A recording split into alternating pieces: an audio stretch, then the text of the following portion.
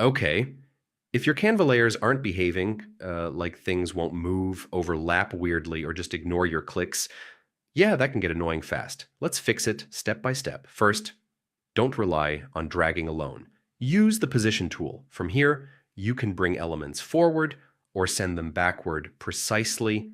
If something won't move, it might be locked. Click the element and unlock it before trying again. Another common issue, wakun, grouped elements. If layers feel stuck together, ungroup them first. For full control, open the Layers panel. Here you can select exact elements, even the ones hidden behind others. Sometimes you just can't click the right thing, zoom in and select it carefully. Or use right-click to cycle through layers. If a layer still won't behave, duplicate it, then delete the original. This resets most weird glitches. And yeah, sometimes Canva just bugs out. Refresh the page or reopen your design to reset layer behavior. Quick tip, don't stack too many elements in one spot. Cleaner layouts make layers easier to control.